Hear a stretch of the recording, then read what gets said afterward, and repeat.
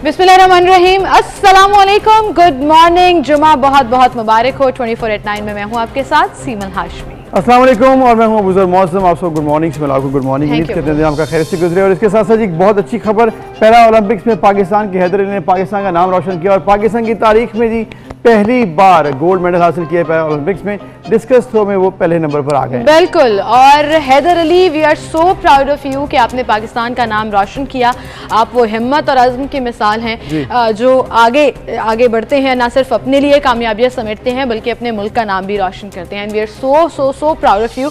और top trend within जिसे कहते हैं ना फ्यू आवर्स जो है वो ट्विटर पर हैदर अली के नाम से नजर आ रहा है, जहां पर लोग कंग्रेचुलेट कर रहे हैं, खुशियां बांट रहे हैं। आपको याद होगा जब ओलंपिक्स हो रहे थे तो उसमें भी हम अपने जो पोटेंशियल हीरोज थे जो सामने आए, जिन्होंने अच्छा परफॉर्म किया, अरशद नदीम थे उनमें, जिनमें हम उनको बहुत ज़्यादा तारीफ कर रहे थे। और अब चूंकि हमारे लिए ये डबल खुशी का मकाम है कि गोल्ड मेडल जो है पाकिस्तान की तारीख में पहली मरतबा ओलंपिक्स में हमने जीत लिया। बिल्कुल, और 55.26 मीटर इन्होंने थ्रो की डिस्कस थ्रो में, और ये भी एक बड़ा ज़बरदस्त रिकॉर्ड है अपनी नौयत का।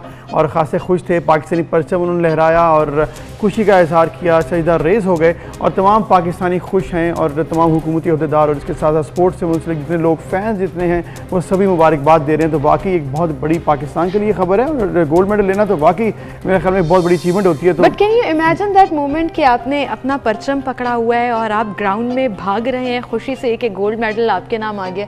मतलब मैं एक्चुअली जब बात कर रही हूँ तो मेरे रोंगटे खड़े हो रहे हैं। अल्लाह ताला आपको सलामत रखे जी, और आप हमारे हीरो हैं और हम कोशिश करेंगे कि आपको जरूर अपने इस प्लेटफॉर्म पर बुलाएं और दुनिया को दिखाएं कि हैदर अली में कितना पोटेंशियल है, और उन्होंने ये बात साबित भी की है। इसी के साथ हम आगे भी बढ़ेंगे और अपनी स्टोरीज भी डिस्कस करेंगे, जिसमें सबसे पहले तो हम डिस्कस करेंगे जैसे कल इमरान खान साहब ने इफ्तिताह किया है सियालकोट से खारियां मोटरवे का, और उसके बाद सवात मोटरवे का भी जिक्र किया उन्होंने, और बड़ी इंटरेस्टिंग बातें भी की हैं जिसको हम डिस्कस करने जा रहे हैं। लेकिन सबसे पहले आज के प्रोग्राम की तरफ चलते हैं। सबसे पहले जी बात होगी इमरान खान का सस्ती सड़कें बनाने का दावा।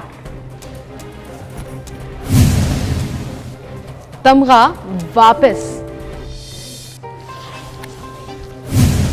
तालिबान की नई हुकूमत का ऐलान। सनतों में ट्रैक एंड ट्रेस सिस्टम लगाने का फैसला।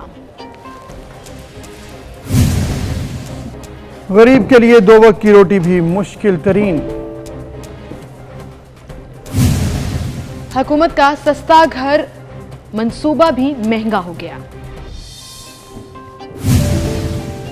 इस्लामी तारीख का सबसे बड़ा कुरान पाक तैयार कर लिया गया। ये थी हमारी आज की टॉप स्टोरीज, और सबसे पहले वज़ीर आज़म इमरान खान का जिक्र करते हैं जिन्होंने मुस्लिम लीग नून के गुज़श्ता दौरे हुकूमत से ज़्यादा और सस्ती सड़कें बनाने का दावा किया है, और वज़ीर इत्तलात फवाद चौधरी को आवाम के हुकूमती कारनामे से आगाह करने का भी टास्क दे दिया है कि आवाम को बताया जाए कि तहरीक इंसाफ की हुकूमत न सिर्फ सड़कें बना रही है बल्कि सस्ती सड़कें बना रही है और इंफ्रास्ट्रक्चर जो है मुल्क का डेवलप कर रही है। और इमरान खान साहब ने अब सस्ती सड़कें भी बनाई और साथ ये भी कहा कि हमने 3 गुना ज़्यादा सड़कें बनाई है। यानी कि नून लीग के दौर में जब वो तनकीद करते थे सड़कों पर तो अब उन्होंने कहा कि हमने 3 गुना ज़्यादा बनाई है, सिर्फ तशहीर नहीं हम कर पाए, इसलिए लोगों को शायद मालूम नहीं है। फिर उन्होंने ये भी कहा कि मुझे अब तक ये समझ नहीं आई कि इस्लामाबाद लाहौर मोटरवे जो वो 100 किलोमीटर ज़्यादा क्यों हुई, और उसका उन्होंने शक का इजहार एक बार फिर किया कि इसकी सारी कमीशन जो है वो लंदन फ्लैट्स में चली गई है। तो ये तमाम बातें इमरान खान साहब ने दोबारा से की हैं। कल जब वो सड़क बनाने का ही मनसूबे से बात कर रहे थे तो फिर उन्होंने सड़कों की तारीफ़ कल की, बड़ी खूब तारीफ़ की, और ये भी कहा कि हम आइंदा भी इस पर काम करेंगे और तशहीर भी ज़्यादा करते रहेंगे। बिल्कुल, सियाहत और सनत पर खसूसी तवज्जो दे रहे हैं, ये भी उन्होंने कहा। अब इसमें सच्चाई क्या है, और हमारे सीनियर एनालिस्ट जो हमारे साथ पैनल पे मौजूद होते हैं, अंजुम रशीद साहब इस हवाले से क्या कहते हैं वो तो उनसे ही जानते हैं। अस्सलाम वालेकुम अंजुम साहब, गुड मॉर्निंग। आप कैसे हैं? बिल्कुल ठीक ठाक। वज़ीर आज़म इमरान खान जब ऑपोजिशन में होते थे तब कहा करते थे सड़कें बनाने से, इंफ्रास्ट्रक्चर बनाने से किसी मुल्क का तरक्की नहीं होती है, किसी मुल्क में बेहतरी नहीं आती है। अब कल उन्होंने कहा कि हमने 3 गुना ज़्यादा सड़कें बनाई हैं, लेकिन साथ ही उन्होंने ये भी अटैच कर दिया कि हमने सस्ती सड़कें बनाई हैं। अच्छा, इसमें एक बात तो बहुत क्लियर है कि इमरान खान ने का ये बयान कि हमने 3 गुना ज़्यादा सड़कें बनाई, सस्ती बनाई, इसका सच होना या झूठ होना तो अलग बात है। लेकिन ये बात इमरान खान ने खुद एडमिट कर ली कि गवर्नमेंट में आने से पहले उन्होंने गवर्नमेंट में आने की कोई प्लानिंग नहीं की थी, उन्होंने कोई मनसूबाबंदी नहीं की थी, उन्होंने कोई गौर नहीं किया था, और जो वो बातें कर रहे थे वो दुरुस्त बातें नहीं थी, और वो जो उन्होंने बगैर सोचे समझे बातें की थी, अब क्योंकि गवर्नमेंट में आए हैं तो उन्हें पता चला कि सड़कें, पुल, स्ट्रक्चर जो है ये भी किसी कौम के तमद्दुन के लिए, उसकी तरक्की के लिए, उसकी मुआशी तरक्की के लिए, उसकी समाजी तरक्की के लिए, उसकी सियासी तरक्की के लिए ये सड़कें, पुल और स्ट्रक्चर बहुत ज़रूरी होते हैं। इसलिए उन्होंने बनाना तो दुरुस्त है, लेकिन एक बात ये कि इक़्तिदार में आने से पहले उन्हें प्लानिंग करनी चाहिए थी। उन्होंने प्लानिंग नहीं की, जिसका नुकसान जो है वो पाकिस्तान वो तो कह रहे थे ना कि हम सीख रहे हैं, और उन्होंने आगे कहा था 2 साल तो मुझे सीखने में लगे कि मामला क्या हुआ है और किस तरह से हुकूमत चलती है, फाइनेंसिस के क्या इश्यूज हैं। वो तो एडमिट कर चुके हैं कि मुझे आकर समझ में आया, और फिर मैंने ट्रेनिंग, वो ये भी कहते हैं ना कि हम समझ रहे हैं और अभी भी सीख रहे हैं किस तरह से हल होना है। तो फिर अब ये जो सड़कें बनाने का कॉन्सेप्ट है, अब मंजूर रशीद साहब आप जो कि बना दिया, उन्होंने बता दिया कि जी अब तो हम ज़्यादा सड़कें बना रहे हैं, साथ उन्होंने इल्ज़ामात फिर लगाए कि जो कमीशन एजेंट होते थे, कमीशन देते थे पुरानी गवर्नमेंट्स को, और वो वहाँ पर फ्लैट्स बाहर बना लेते थे, हमने सस्ती बनाई है, बाद तोड़ मोड़ कर फिर उन्होंने करप्शन से जोड़ दी इसको। अच्छा, एक तो ये कि बात इन्होंने नवाज शरीफ से ज़्यादा सड़कें बनाई हैं, ये मेरा ख्याल है कि अभी तक इसका जो अब तक उन्होंने सड़कें बताई हैं वो तो इतनी नहीं है कि जो नवाज शरीफ से ज़्यादा हो। अच्छा, अब ये कहना कि उन्होंने करप्शन नहीं किया है, ये इसका फैसला जो है इनके जाने के बाद होगा, क्योंकि जब नवाज शरीफ भी सड़कें बना रहे थे तो इस तरह का इल्ज़ाम जो है वो बाद में पता चला कि वो उन्होंने इसमें कोई बेईमानी किया या बेईमानी नहीं किया। लेकिन एक बात ये कि ये कह रहे थे कि मैं तालीम को बहुत अहमियत दूंगा, वो जो कि एक मेरा ख्याल दुरुस्त बात है। आज अमेरिका, जापान और पाकिस्तान में जो बुनियादी फ़र्क है कि अमेरिका और जापान इतने तरक्की याफ्ता हैं, उनका मजदूर जो है वो 18 लाख रुपए लेता है आम काम करने वाला, और हमारा आदमी जो है वो 40,000 रुपये ले रहा है। इसमें जो बुनियादी फ़र्क है, और भी बहुत सी बातें हैं, लेकिन एक बुनियादी फ़र्क यह है कि तालीम का, कि अमरीकी और जापानी और यूरोपी जो फ़र्द है वो तालीम में बहुत आगे है, और पाकिस्तान जो है तालीम में बहुत पीछे है, इसलिए हम माशी तौर पर बहुत पसमानदा हैं। और लेकिन इमरान खान ने ये साबित नहीं, इमरान खान इस पर किया तो कुछ नहीं खास, इस पर कोई ऐसा इसको अहमियत नहीं दी, इसको इस पर इतना जोर नहीं दिया, इस पर इतने पैसे नहीं खर्च किए कि पता चले कि इमरान खान तालीम पे तवज्जो दे रहे हैं। वो तालीम हो, वो सेहत हो, ये वो डिपार्टमेंट्स हैं जिसका नारा बड़ा बुलंद किया जाता है, लेकिन माजरत के साथ ये नून लीग के दौरे हुकूमत में भी बहुत बुलंद किया जाता था, लेकिन जिस तरह से दावे किए जाते हैं उस तरह तो काम नहीं होता। अंजुम साहब, ये तो आप भी जानते हैं, लेकिन बहरहाल उन्होंने तो दावा कर दिया कि हमने 3 गुना सड़कें बनाई हैं, हम सियाहत को भी फरोग दे रहे हैं, हम सनत को भी फरोग दे रहे हैं।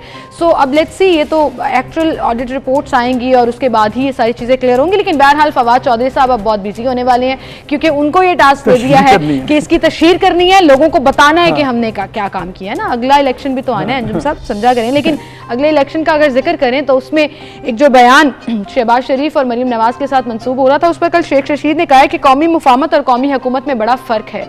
हम ऑपोजिशन से बात करना चाहते हैं, बातचीत के दरवाजे हमेशा खुले हैं, लेकिन अगर कौमी हुकूमत की बात करेंगे और बातचीत के दरवाजे बंद कर देंगे तो फिर उनके पल्ले कुछ नहीं आना। अच्छा, ये बड़ी हैरत अंगेज बात है कि पूरी कौम जो है वह हैरान है कि इस वक्त जो है वो कौमी हुकूमत का कोई सामने कोई ऐसा इम्कान या कोई जवाब मौजूद नहीं था। लेकिन शहबाज शरीफ ने भी कौमी हुकूमत की बात की, लेकिन गालिबन शहबाज शरीफ ने जो कौमी हुकूमत की बात की वो 2023 के इलेक्शन के मौके से पहले के बाद की बात की, अच्छा। या पहले की बात की। लेकिन बात ये कि अभी जो है ये जो मौका है इस पर कौमी हुकूमत की बात करना, और फिर शेख रशीद का इतनी ताकत के साथ और इतनी जोर के साथ जो है कौमी हुकूमत को मुस्तरद करना, ये दोनों बातें इस बात की गम्माज हैं कि पाकिस्तान की पॉलिटिक्स का एक बड़ा हिस्सा तो आवाम के सामने होता है, लेकिन पाकिस्तान की पॉलिटिक्स का एक अहम हिस्सा जो है वो आवाम की आंखों से ओझल होता है। ऐसा लग रहा है कि जो हिस्सा आवाम की आंखों से ओझल है वहां पर कहीं जो है वो कौमी हुकूमत डिस्कस हो रही है, और कौमी हुकूमत पे जो है शहबाज शरीफ का मौक़िफ़ है कौमी हुकूमत होनी चाहिए, लेकिन शेख रशीद और जो है वो मौजूदा गवर्नमेंट जो है वो कौमी हुकूमत से खाइफ है। और कौमी हुकूमत की ज़रूरत क्यों पड़ रही है, ये बज़ाहिर कोई इसकी इंफॉर्मेशन नहीं है, मैं सिर्फ एनालाइज कर रहा हूँ कि कौमी हुकूमत जो है वो ओझल पॉलिटिक्स में क्यों डिस्कस हो रही है। कौमी हुकूमत शायद इसलिए डिस्कस हो रही है कि अफगानिस्तान की जो सूरत हाल है उसका किसी को कोई पता नहीं कि तालिबान। लेकिन अंजुम साहब आपको ये नहीं लग रहा कि अफगानिस्तान की या इंटरनेशनल सिचुएशन तो अपनी जानिब है, लेकिन एक और बड़ी वजह है कौमी हुकूमत की, और लोगों की जो डिमांड है, लोगों की जो बात है, जो आम आवाम इस वक्त परेशान है महंगाई की वजह से। और ये 3 साल हो चुके हैं, गवर्नमेंट अभी तक रिलीफ देने के बहुत से दावे कर चुकी है। ये भी कह दिया खान साहब ने कि अगले हफ्ते से महंगाई कम हो जाएगी, लेकिन हुआ नहीं। उस बात को भी कितने हफ्ते गुजर चुके हैं। तो आपको लग रहा है कि कौमी हुकूमत की बातें, हुकूमत गिराने की बातें ज़्यादा तकवीत मिलती है जब आवाम को रिलीफ ना मिले और महंगाई मुसलसल डबल फिगर्स में रहे? देखिए, एक बात तो यह है कि इमरान खान की की टीम की ये समझ में नहीं आ रहा कि पाकिस्तान की इकोनॉमी को कैसे उठाएं। पाकिस्तान में महंगाई उनसे कंट्रोल नहीं हो रही, बेरोजगारी कंट्रोल नहीं हो रही, और आवाम की जो बदहाली है, कसम पुरसी है और माशी बदहाली है, ये बहुत ही जहर कातिल है इमरान खान के लिए भी, पाकिस्तान के लिए भी और आवाम के लिए भी। लेकिन अभी तक इनकी ये बात समझ में नहीं आ रहा कि ये इसका क्या हल होगा। लेकिन कौमी हुकूमत की जो वजह वो मुझे ये नज़र आ रही है कि नज़र ये आ रहा है कि अगर तालिबान ने कोई मिस्टेक कर दी, अगर तो सबूत चलता रहा तो फिर ठीक है, अगर कोई मिस्टेक कर दी तो उसका वजन जो है वो पाकिस्तान पे आएगा। पाकिस्तान के पहले ही जो है वो अमेरिका से, यूरोप से अभी कोई अच्छे ताल्लुकात नहीं है। आपको पता है कि अभी कल उन्होंने कहा कि 2018 से आज तक अमेरिका का पाकिस्तान में सफीर ही मौजूद नहीं है। हमारे ताल्लुकात अमेरिका के साथ कशीदा हैं और यूरोप। अच्छा, ये अंजुम साहब फिर वही बात आ गई कि ये वो बातें हैं जो बड़े बड़े लोग डिस्कस करते हैं, बड़े बड़े लोग डिसाइड करते हैं और उन्हीं के ऊपर खास तौर पर सबसे पहले इम्पैक्ट भी पड़ते हैं।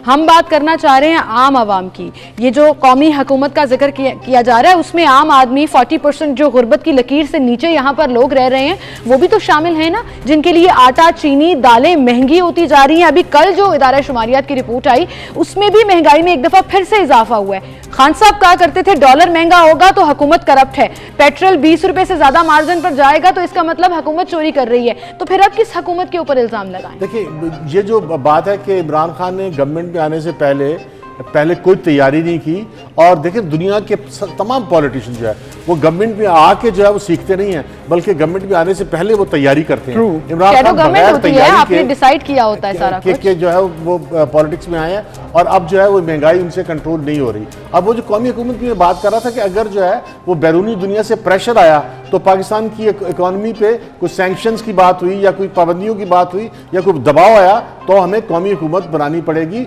वरना मौजूद और अगर लोग अगर पीडीएम, नवाज शरीफ या पीपल्स पार्टी जो है सड़कों पे हुए तो फिर हालात कंट्रोल में नहीं होंगे। और हालात अभी भी आप जो जैसे कह रही हैं कि जो है वो सीमेंट महंगा हो गया और चीजें महंगी हो रही हैं और महंगाई कंट्रोल में नहीं हो रही। इसके अलावा आप देखें डॉलर किस तरह ऊपर जा रहा है, तो ये तमाम वजूहात हैं जिसकी वजह से लोग बड़े परेशान हैं।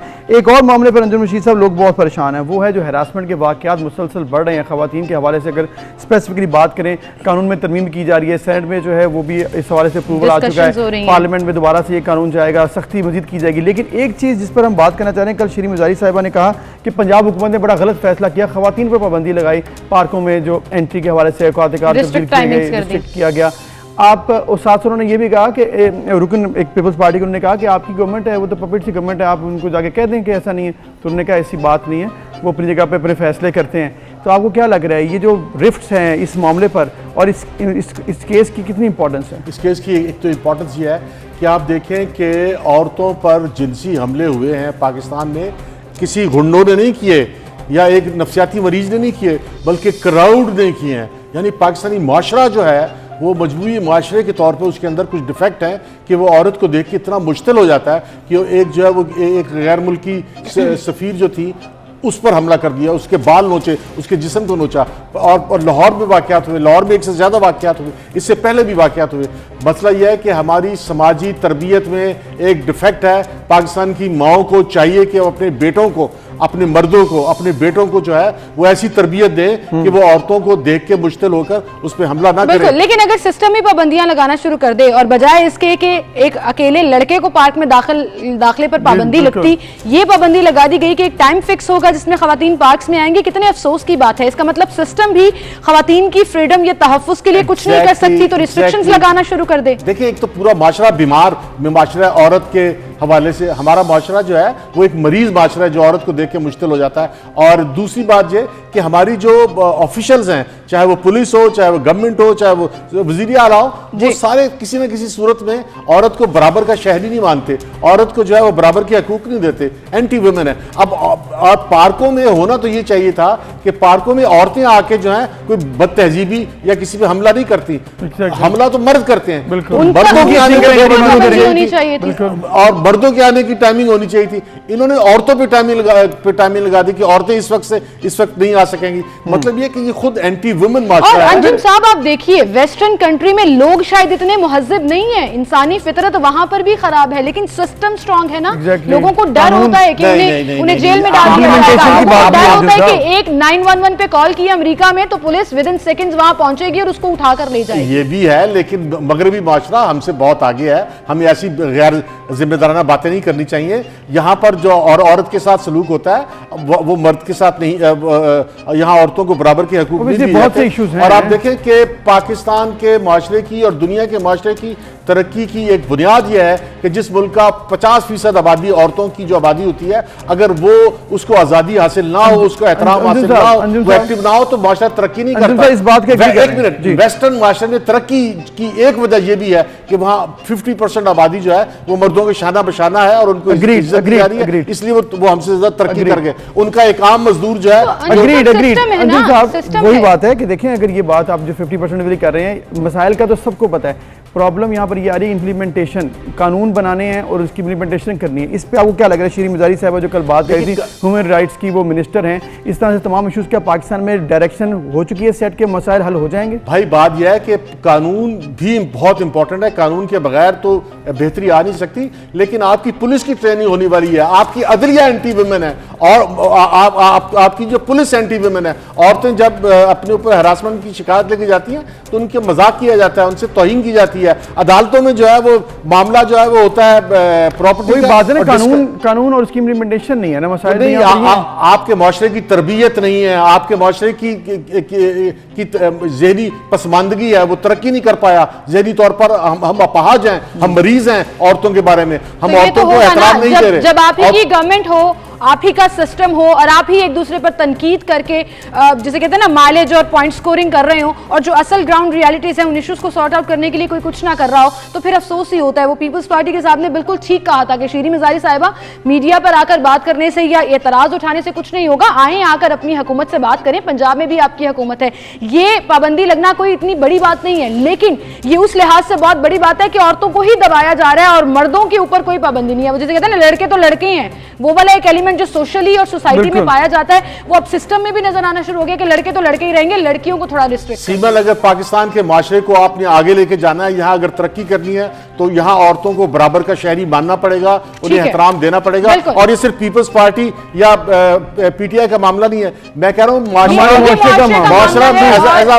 जो है वो बीमार माशरा है। पाकिस्तान का माशरा बीमार माशरा, औरतों के बारे में इसकी ज़हनी सेहत का इलाज किया जाए, इनकी तरबियत की जाए, इनकी माँ को ट्रेनिंग दी जाए कि वो अपने बेटों को प्रॉपर तरबियत दे। अंजुम साहब, आपने बड़ी जबरदस्त बात की है, बहुत शुक्रिया आपका, आप हमारे साथ मौजूद थे और ये बात इतनी जबरदस्त है और जितनी बार इस पर बात की जाए मुझे लगता है वो कम होना शुरू हो जाएगी। लेकिन हम अपना फर्ज निभाते रहेंगे और इस तरह के इश्यूज को टेकअप करते रहेंगे जब तक एक सिस्टम और एक लाइन। बिल्कुल, इसके साथ आगे बढ़ते हैं और आपको एक बड़ी इंटरेस्टिंग वीडियो भी दिखानी है। वो है जी फयाजुल हसन चौहान साहब के हवाले से कि अब उनकी ज़बान के बारे में तो बहुत बात की जाती है कि बड़ी तेज चलती है, लेकिन यहाँ पर उनके दांत भी बहुत तेज चलते हैं। बिल्कुल, वो कैंची में चलने से जब इनकार कर दिया उनके हाथ में, तो उन्होंने दांतों से ही रिबन कटिंग जो है अब वो कर दी। फयाजुल हसन चौहान साहब का एक और जिसे कहते हैं ना टैलेंट है, वो सामने आ गया। वैसे तो उनको मुबारक हो, कल उनका ट्विटर अकाउंट वेरीफाइड हो गया और वो काफी खुश नजर आ रहे थे और थैंक यू भी बोल रहे थे।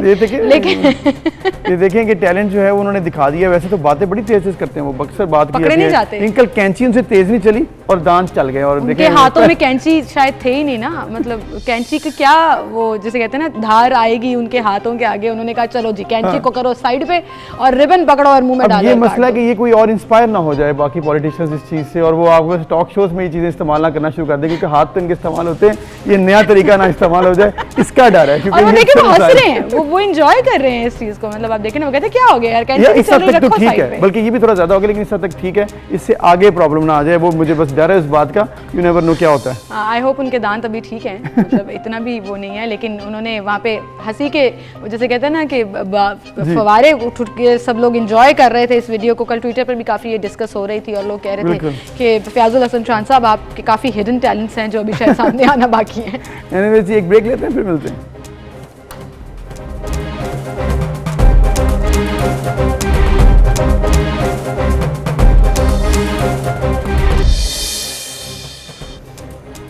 Welcome back. एक बार फिर से आपको खुशामदीद कहेंगे नाज़िन, और अब अफगानिस्तान की सिचुएशन के ऊपर बात करते हैं। आज फाइनली जुमे के बाद इजलास तलब कर लिया गया है अफगानिस्तान की गवर्नमेंट फॉर्मेशन का, और तमाम लोगों को उसमें बुलाया भी गया है। और ऐसा भी कहा जा रहा है कि जो पुरानी हुकूमतों के लोग, ख़ासतौर पर डॉक्टर अब्दुल्ला भी हैं, हामिद करज़ई भी हैं, उनको भी शायद कहीं ना कहीं उन सेशन में बुलाया जाएगा और कुछ एक ऐसी गवर्नमेंट फॉर्म अप की जाएगी जिससे अफगानिस्तान का फ़ायदा होगा। और तालिबान काफ़ी ज़्यादा खुशाइन, जिसे कह रहे हैं ना कि एक इंडिकेशंस दे रहे हैं कि एक ऐसा मॉडल बनाया जाएगा कि अफगानिस्तान को पूरी दुनिया न सिर्फ एक्सेप्ट करेगी बल्कि अफगानिस्तान में भी बेहतरी। बिल्कुल, और इसके साथ साथ चूंकि पंजशेर में थोड़ा सा इशू चल रहा है, उसके अलावा कहीं पर भी अफगानिस्तान में इस पर इशू नहीं है, तो फॉर्मेशन ऑफ द गवर्नमेंट आज हो जाएगी, ऐलान भी उसका हो जाएगा।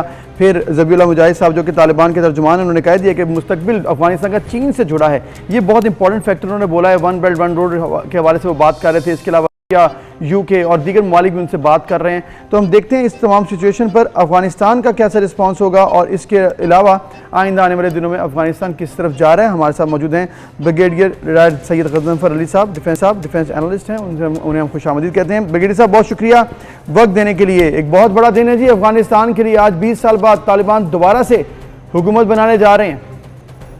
यहाँ बहुत बहुत शुक्रिया। अफगानिस्तान के लिए बड़ा दिन है, पाकिस्तान के लिए भी बड़ा इंपॉर्टेंट दिन है, क्योंकि हम हमेशा से कहते रहे कि अफगानिस्तान का अमन जो है वो खित्ते के लिए और पाकिस्तान के लिए बहुत ज़रूरी है। और पाकिस्तान ने इसका इरादा इस तरह किया कि उन्होंने कहा कि हम किसी तरह की भी पॉलिटिकल लेवरेज में, किसी किस्म की इंटरफेरेंस में शामिल नहीं होंगे, हम सिर्फ फैसिलिटेट करेंगे। अब अफगानिस्तान के अंदर आज जो ऐलान हुआ है, सदारती महल में उनकी तैयारियाँ भी जारी हैं कि जी उन्होंने अपना खाका दे दिया कि एक ईरान की तरफ से एक सुप्रीम लीडर होगा, फिर एक गवर्निंग काउंसिल बनाएंगे, उसके 12 मेंबर हो या 14 मेंबर हो। सेंट्रल बैंक का गवर्नर उन्होंने अपॉइंट कर दिया है। वजीर खारजा उन्होंने अपने शेर मोहम्मद अब्बास हतंगज़ई को लगा दिया है, जो दोहा में उनके पॉलिटिकल डायलॉग्स के हेड रहे हैं, और इससे पहले भी वो डिप्टी फॉरेन मिनिस्टर रहे हैं और उनकी कनेक्टिविटी मौजूद है। अब आज के जो देखने की चीज़ ये है कि आज का जो अफगानिस्तान है और आज जिससे तालिबान ये हुकूमत बना रहे हैं, तो आपको पता है अफगानिस्तान के अंदर जो मेजर ट्राइब है वो पश्तून है जो 40% है, ताजिक जो है वो 25% है, उज़्बेक और हज़ारा मिला के 9% है, और बाकी बहुत अपना कज़लबाज और इस किस्म की छोटी छोटी और भी वहाँ पे एथनिक ग्रुप मौजूद हैं। इस वक्त जो तालिबान को एडवांटेज है, एक तो मिलिटरीली उनके पास बहुत सारा इक्विपमेंट जो अमेरिका छोड़ गए हैं, so they don't need that supply again.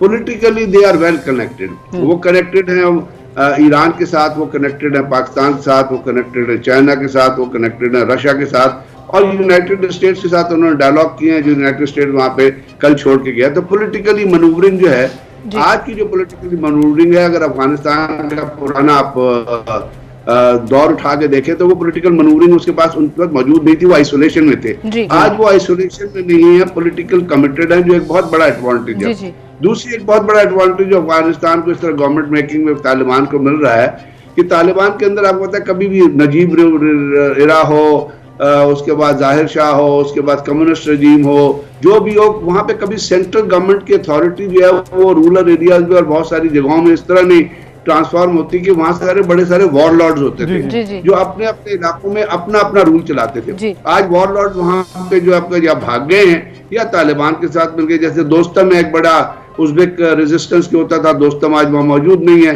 गुलबंद हिकमत यार आपको पता है वहाँ मौजूद नहीं है। उसके बाद अता मोहम्मद वहाँ से चला गया जो हिरात अपना मज़ार शरीफ में होता था। उसी तरह आपने देखा बाकी लोग जो है जनरल इस्माइल वो भी वहाँ मौजूद नहीं है। तो ये उनको रिलेटिवली एक पीसफुल एनवायरनमेंट मिला और आज आप देख रहे हैं कि अफगानिस्तान से किसी किस्म की डिस्टर्बेंस की खबरें नहीं आ रही हैं, बल्कि एक ऑर्डरली किस्म की चीज नजर आ रही है।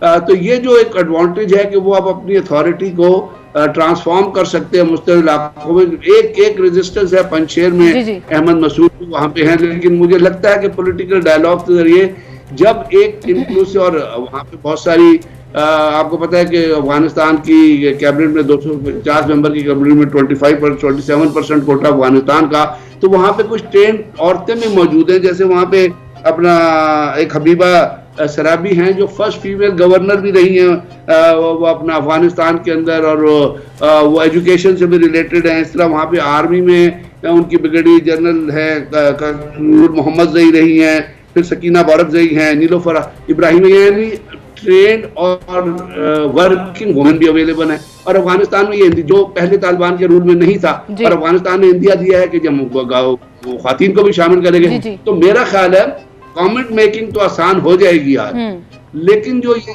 जहन में रखिएगा जो प्रॉब्लम इस वक्त एग्जिस्ट कर रही है वो है मालियाती। इसलिए अभी जो फाइनेंशियल सेंट्रल बैंक के जो गवर्नर लगे हैं और जो पॉलिसी आई है उनका तो कोई तजर्बा नहीं है, तो उन्हें काउंसिल बनानी पड़ेगी उनकी मदद करने के लिए। लेकिन जो पॉलिसी आई है कि आप $100 से ज्यादा हफ्ते के अंदर निकाल नहीं सकते। अगर आप $100 से ज्यादा नहीं निकाल सकते, जो कारोबारी लोग हैं वो अपने लोगों को तनख्वाहें किस तरह पे करेंगे, परचेजेस किस तरह करेंगे, किस तरह जाके वो मार्केट के अंदर चीजें लेके आएंगे। पाकिस्तान इसके अंदर बहुत बड़ी सपोर्ट प्रोवाइड कर रहा है इस वक्त कि पाकिस्तान ने जब से अफगानिस्तान के अंदर तालिबान आए हैं या प्रॉब्लम शुरू हुई, पाकिस्तान ने ट्रेड रूट बंद नहीं किया है। पाकिस्तान अब चमन बॉर्डर को किसी वजह से क्लोज किया गया है, लेकिन जो ट्रेड है वो रेगुलरली पास ऑन होती रही है, जो अफगानिस्तान के लिए बहुत बड़ी सपोर्ट है। क्योंकि पता है पाकिस्तान के अंदर जो ट्रांजिट ट्रेड जाती है उसमें बहुत सारी ऐसी चीजें जाती हैं जो एडिबल्स भी होती है, खाने पीने की चीजें भी होती हैं, कंस्ट्रक्शन की भी चीजें होती है, मार्केट में जो डे टू डे रिक्वायरमेंट है वो भी पाकिस्तान के अंदर से सप्लाई होती है। बिल्कुल सही। अच्छा ब्रिगेडियर साहब, आपने जैसे कहा कि पाकिस्तान एक बड़ा इंपॉर्टेंट रोल प्ले कर रहा है, वो स्टेबिलिटी के लिए हो, बट वेट एंड वॉच की पॉलिसी तो हमारी है। गवर्नमेंट को एक्सेप्ट करना है या नहीं करना ये तो हम आलमी राय आमा पर ही डिसाइड करेंगे। लेकिन आपने जैसे फाइनेंशियल इश्यूज का जिक्र किया कि तालिबान को फेस करना पड़ेंगे, इकोनॉमी को किस तरह से मुस्तहकम करना ये उनके लिए बहुत बड़ा चैलेंज होगा। लेकिन क्या आपको लगता है कि उनके जो एलाइज हैं including Pakistan, including China, Russia, वहां से उनको सपोर्ट मिलेगी? अगर वेस्ट उनको एक्सेप्ट नहीं करता और फाइनेंशियल सैंक्शंस लगती रहती हैं तो क्या स्टेबिलिटी रह सकेगी अफगानिस्तान में जो अभी हम देख रहे हैं? मेरा ख्याल गवर्नमेंट एक पहली बात तो ये है कि दुनिया को फाइनेंशियल सेक्शन हटानी पड़ेंगी, इसलिए कि वहां पे ये सोच आनी चाहिए और आई होगी कि अगर आप उनको डिप्राइव करते हैं पैसे से तो क्या होता है, जब एक आदमी के पास पैसा नहीं होता फिर वो लूट मार में लड़ता है, तो फिर आप उसी फिगर में वापस जाएंगे कि जी वहां पे दहशतगर्दी शुरू हो। या दूसरी चीज वेस्ट को ये सोचना पड़ेगा कि अगर आप वहां सेक्शन लगाते हैं तो फिर रिटेलिएशन होगी, कॉपी ग्रोथ से पैसा चलाएंगे, हीरोइन बहुत बड़ा पैदा होती है, वो हीरोइन सप्लाई होगी जो तालिबान के पहले रूल में रुक गई थी। अगर वो उसने फरोग पाया तो वो जब अमेरिकन फोर्सेस वहां पे थी तो वो पीक पे चली गई, क्योंकि वो ब्लैकमेल का वो उसको एक्सपोर्ट करते थे, पैसा कमाते थे। अमेरिकन जैसे इराक से वो तेल चोरी लेके करके ले गए थे, यहाँ से वो नारकोटिक्स चोरी कर रहे थे। दुनिया को दर्श देते कि नारकोटिक्स इस्तेमाल नहीं करो, खुद नारकोटिक्स को इस्तेमाल कर रहे थे दहशतगर्दी को प्रमोट करने के लिए। अब ये जो चीज, अब जहां तक इसमें बहुत इंपॉर्टेंट रोल पाकिस्तान का भी है, बहुत इंपॉर्टेंट रोल चाइना का भी है। और आपको पता है चाइना अभी चाइना का बॉर्डर को 47 किलोमीटर माइल बॉर्डर लगता है अफगानिस्तान के साथ, और वाखान कॉरिडोर पे अभी चाइना एक रोड बना रहा है जो जिनजियांग प्रोविंस को अफगानिस्तान से लिंक करेगी। और अगर आप 2018 पिछले अशरे में जाएं तो 2018 की अगर आप फिगर उठाएं 2019 की, तो चाइना के जो FDI थी अफगानिस्तान के अंदर वो $400 मिलियन थी। वेयर यूएस जो वहां पे बैठा हुआ था और जो अफगानिस्तान को तबाह बर्बाद कर रहा था, उनकी औरतों को रेप कर रहा था, बच्चों को अगवा कर रहा था, नाइट ऑपरेशंस करके मुल्क के घर तबाह कर रहा था, उनकी टोटल इन्वेस्टमेंट जो थी वो $18 मिलियन थी। अब वहां पे जो चाइना अफगानिस्तान के अंदर एक एमक माइंस हैं कॉपर की, चाइना ने उसके लिए भी 2016 में तालिबान ने उनको गो हेड दिया था कि आप एमक माइंस पे काम करें, हम आपके काम को डिस्टर्ब नहीं करेंगे।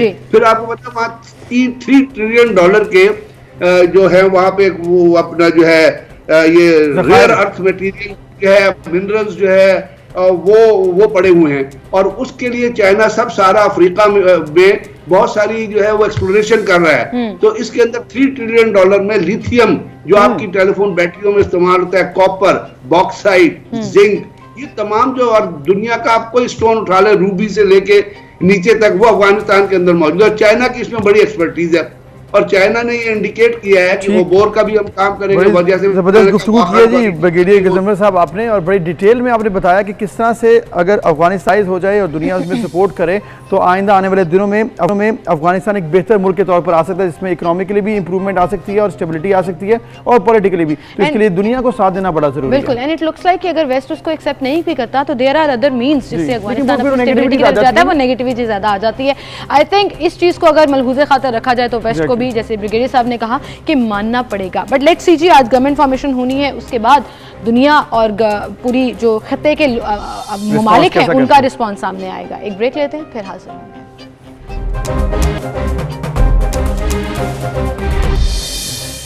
Welcome back viewers. अब हम बात करेंगे क्योंकि सीजनल फ्रूट्स के हवाले से अक्सर हम अपने प्रोग्राम में जिक्र भी करते हैं, तो उसमें आजकल जो सबसे ज़्यादा पसंद किया जा रहा है और आप भी बात करी थी कि कब आ रहे हैं और कब उसके जो टॉप पे टेस्ट कब आ रहा है, तो वो आ जाता है, वो है जी अंगूर। और अंगूर का लफ्ज़ जब हमने प्रोग्राम में डिसाइड किया कि हमने अंगूर पे करना है, तो पता नहीं पहली लाइन आती है अंगूर खट्टे हैं, अंगूर खट्टे क्या? आपके तो पहली लाइन अंगूर खट्टे आते हैं, मेरे मुंह में तो पानी आता है। This is one of the fruits जो बड़ा आसान है खाना जी, और क्योंकि कोई छिलका नहीं उतारना होता, बस पानी के नीचे लेके जाएं और धोने। प्रोड्यूसर साहब, आपने आज तहिया कर लिया था कि आपने ऐसी तस्वीर चलानी है कि एक्चुअली मुंह में पानी आए और फिर आप तहिया कर लेंगे, आज तो आपने खाना ही खाना है। सो अंगूर एक ऐसा फल है जो मुझे लगता है कि सबको ही पसंद होता है, और ये वो फल है जो लजीज ही नहीं बल्कि सेहत के लिए भी उसके इंतहाई बहुत ज्यादा, जिसे कहते हैं ना कि फवायद होते हैं। बिल्कुल, और इसको बेरीज का हिस्सा समझा जाता है, जो बेरीज के खानदान का हिस्सा समझा जाता है। दुनिया में मुख्तलिफ रंगों में, जिसमें सब्ज, सुर्ख, नीले, जामनी, स्याह रंगों में दस्तयाब है।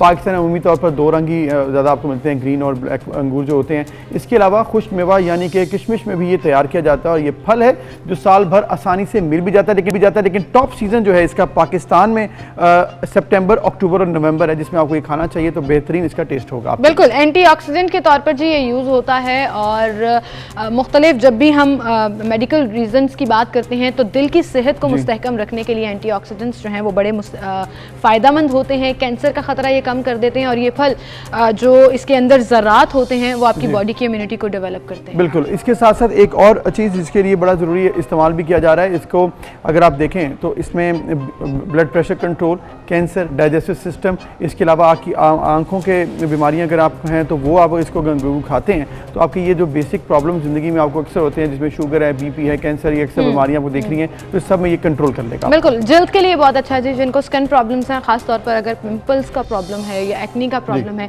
उनके लिए कहा जाता है कि अंगूर बहुत अच्छे हैं।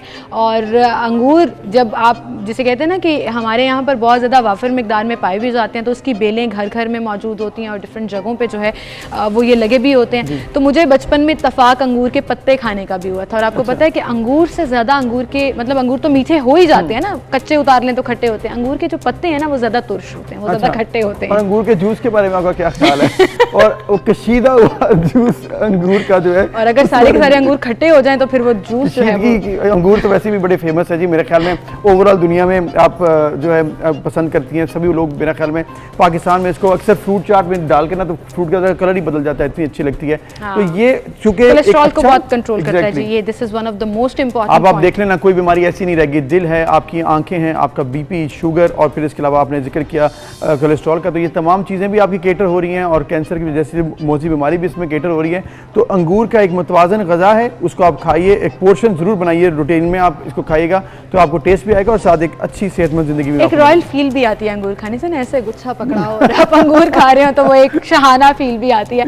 एनीवेज जी, तमाम फ़ायदे भी आपको बता दिए और आपके मुंह में आई एम श्योर पानी भी आ गया होगा, तो आज आपने अंगूर ज़रूर खाने हैं। हमें एक ब्रेक लेनी है, फिर हाजिर होंगे।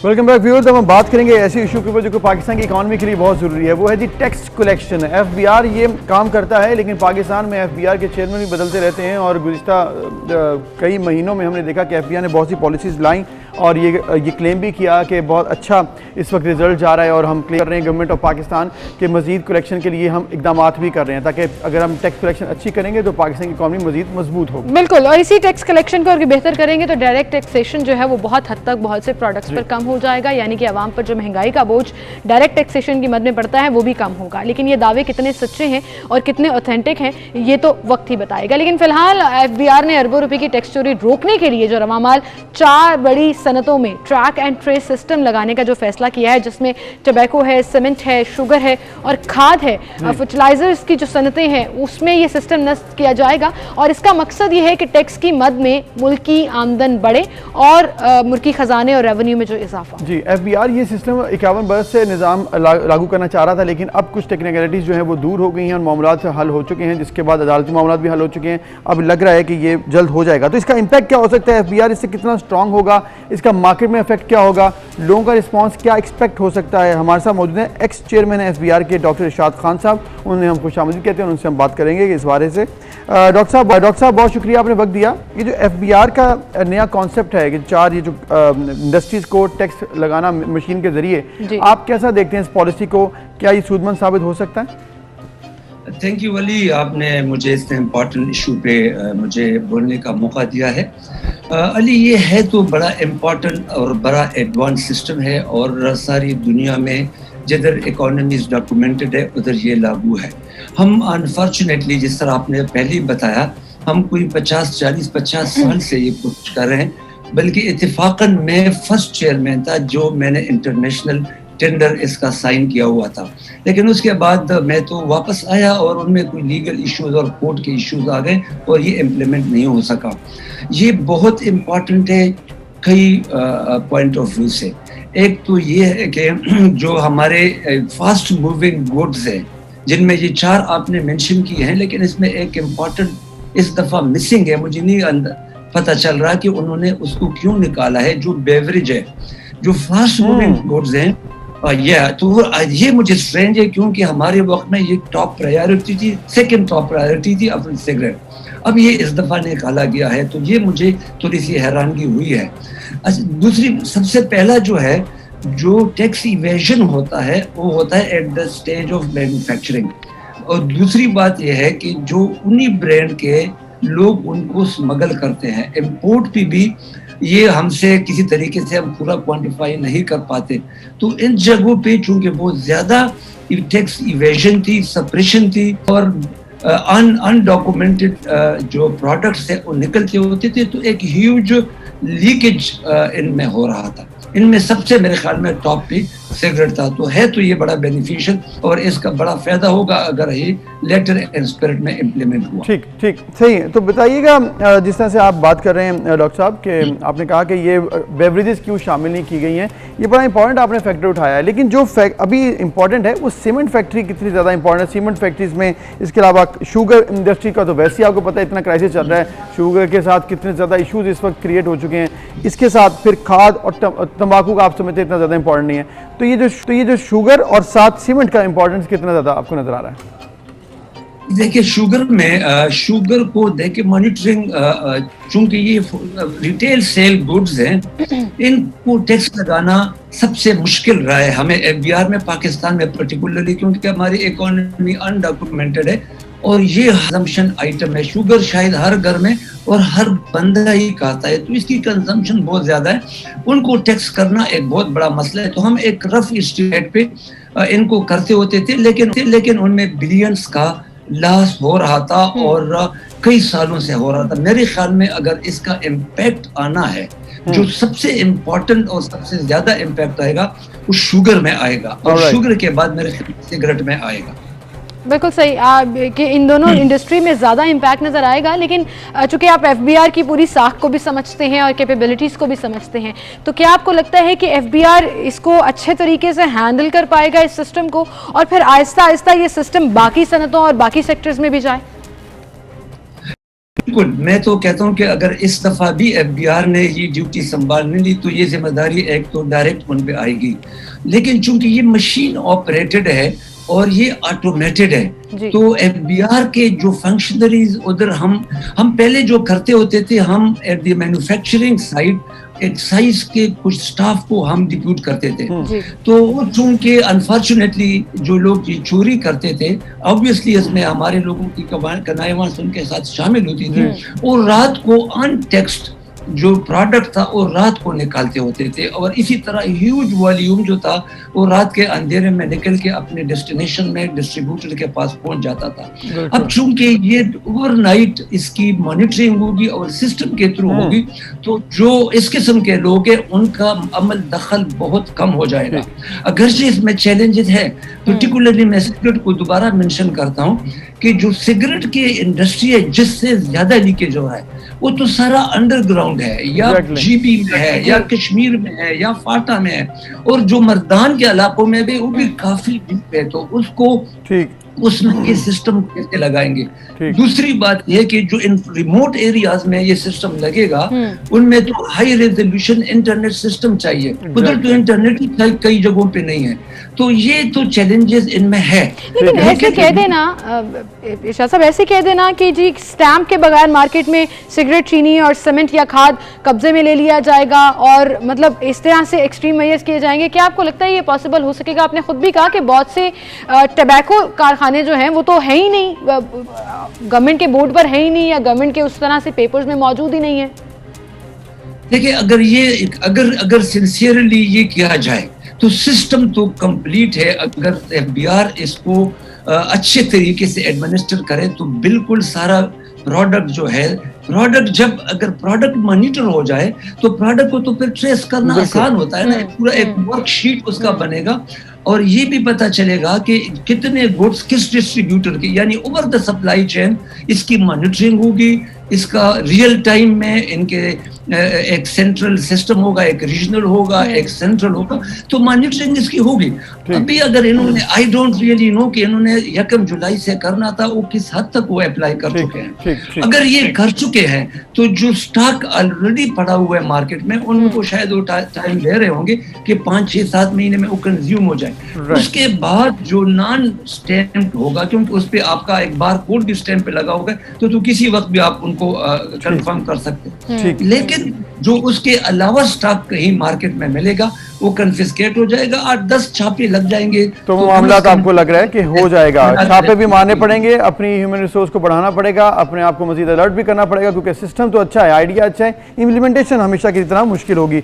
डॉक्टर इरशाद खान साहब, आपका बहुत शुक्रिया, आपने बड़ी ज़बरदस्त गुफ्तगू की और बताया कि ये आइडिया बहुत ज़बरदस्त एक पॉलिसी है कि आपने किस तरह से लेके आना है, ट्रेस करना है और फिर आपने मैकेनिकली इसको आपने टैक्स कलेक्शन करनी है। तो लेकिन अब ऑब्वियसली प्रॉब्लम बहुत बड़ा इम्प्लीमेंटेशन का, तो उम्मीद करते हैं गवर्नमेंट अब तमाम हर्डल्स दूर हो चुके हैं, वही नहीं आ जाती कि आप सिस्टम बनाते हैं, बेहतरी की तरफ जाते हैं, मॉडल्स भी दुनिया में आपके पास मौजूद हैं कि उनको अगर आप फॉलो कर लें, इंप्लीमेंटेशन अगर हो जाएगी तो सिचुएशन बेहतर हो जाएगी। बहरहाल जी, इसी के साथ आपको एक इंटरेस्टिंग खबर बताते हैं और वो इंटरेस्टिंग खबर ये है कि फटे हुए स्वेटर, यानी कि स्वेटर जो फटा हुआ है, उसकी कीमत अगर आप सुन लें तो आपके होश उड़ जाएंगे। जी, तो ये ऐसा मामला हुआ है कि सर्दी से बचने के लिए स्वेटर तो सभी लोग ऑब्वियसली खरीदते भी हैं, लेकिन फटा हुआ स्वेटर पहनना यकीनन आपका जवाब नफी में ही होगा कि नहीं, मैंने नहीं ये पहना क्योंकि ये खराब है। लेकिन इटली में ऐसा हुआ कि महंगे कपड़े बनाने वाली एक कंपनी है जिसने फटे हुए स्वेटर पेश कर दिए और जिसकी कीमत $1450 यानी कि 2.5 लाख पाकिस्तानी रुपए के करीब है। तो ये फिर अब महंगा तरीन फटा हुआ स्वेटर, नया फैशन इंट्रोड्यूस कराया जा रहा है ना, बेसिकली अपनी